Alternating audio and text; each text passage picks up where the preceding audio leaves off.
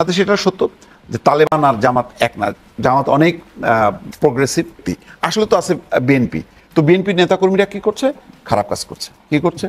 তারা জমি দখল করছে, চাঁদাবাজি করছে, দুর্নীতি করছে, ফলে তাদের কাছে কিন্তু আবার সেই আওয়ামী লীগের ভয়াল স্মৃতিটা চলে আসে। ইসলামী বাংলাদেশ বেশি এগিয়ে রয়েছে কিনা বিএনপির থেকে? আগে আছে, কারণ এখানে হলো নেতৃত্বের শূন্যতা, ফলন আছে এবং জামাতের যে জনপ্রিয়তা বাড়ছে এই ব্যাপারে কোনো রকম সন্দেহ নেই। এটা বিএনপিও আমার ধারণা অস্বীকার করে না, চাপ অনুভব করছে। বিএনপি কিন্তু অলরেডি চাপ অনুভব করছে প্রতিদিন, মানে তাদের বক্তৃতায় দেখবেন যে জামাতকে এইভাবে বিরোধিতা করার কথা না।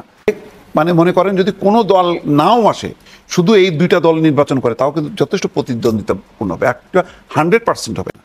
আওয়ামী লীগের বাইরে দুইটা রাজনৈতিক দল আছে যাদের একটা গণভিত্তি আছে, তৃণমূল পর্যায় পর্যন্ত সংগঠন আছে এবং জনপ্রিয়তা আছে, সেটা হচ্ছে বিএনপি আর জামাত। জাতীয় পার্টি তো অনেক আগে নিঃশেষ হয়ে গেছে, ফলে আওয়ামী লীগের দুর্ভাগ্য যে জাতীয় পার্টিকে নিয়ে জমাইতে পারেনি, সেই জন্য তারা আমিডামি করছে।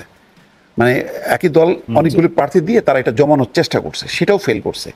এই ক্ষেত্রে কিন্তু সেটা হবে না। এখন বিএনপিকে চিন্তায় পড়তে হয়েছে যে সে কি হেরে যাবে জামাতের কাছে, এবং জামাতের যে ধরনের ওয়ার্ক, মানে তৃণমূল পর্যায়ে বিএনপি যেভাবে ওয়ার্ক আছে, আপনি মনে করেন একদিকে বিএনপি জামাত, আরেকদিকে আওয়ামী লীগ জাতীয় পার্টি যদি ধরেন, এটা হলো মানে 100 আর হচ্ছে 5, এরকম এত পার্থক্য।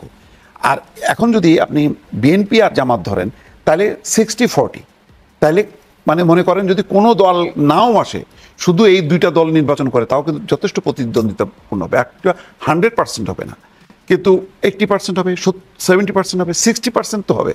কারণ দুইটা দলই তো পপুলার এবং দুইটা দলেরই তো তার ভোটাররা আছে।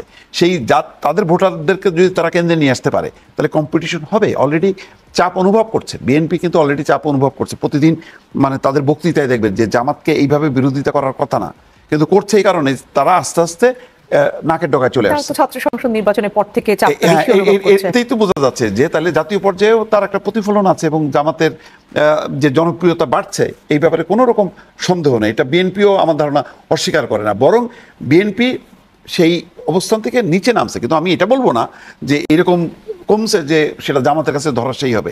আরও 5 মাস আছে, ফলে এই 5 মাসে এর মধ্যে হয়তো তারেক রহমান আসবে, বেগম খালেদা জিয়া, তারেক রহমান সারা দেশব্যাপী যদি ঘোরে, তখন হয়তো পুরো পরিস্থিতি আবার পাল্টে যাবে, নাও যেতে পারে।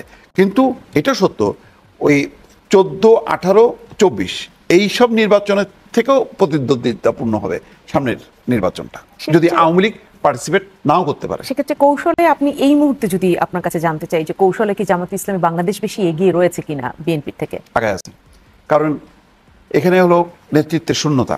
বিএনপির একটা ভয়ঙ্কর নেতৃত্বের শূন্যতা আগেও ছিল, সেটা আন্দোলনের কারণে বোঝা যায়নি, কিন্তু যখন নাকি মানে পট পরিবর্তন হয়েছে, তখন তো বিএনপি ইনফ্যাক্ট গভর্নমেন্ট হয়ে গেছে, সরকার হয়ে গেছে।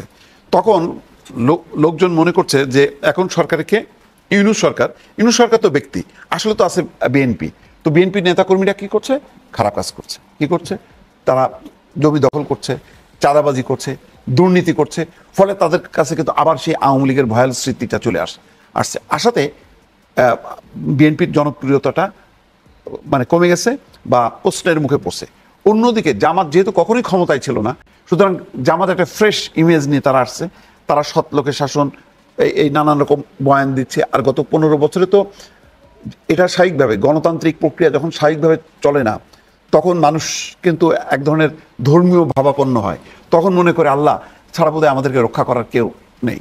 এই যে মানুষের মনোবৃত্তিতে আস্তে আস্তে তারা অনেক বেশি ধর্মাশ্রয়ী হয়ে পড়ছে, ফলে এটার একটা গ্রাউন্ডটা তৈরি হয়ে গেছে জামাতের পক্ষে অটোমেটিক। জামাতকে সেই কষ্টটা করতে হয়নি। আর জামাত কিন্তু লাগাতারভাবে লেগেছিল। বিএনপির নেতাকর্মীরা যে পরিমাণ দেশ ছেড়ে পালাইছে, জামাতের নেতাকর্মীরা কিন্তু পালায়নি। তারা আস্তে করে তারা অন্য নামে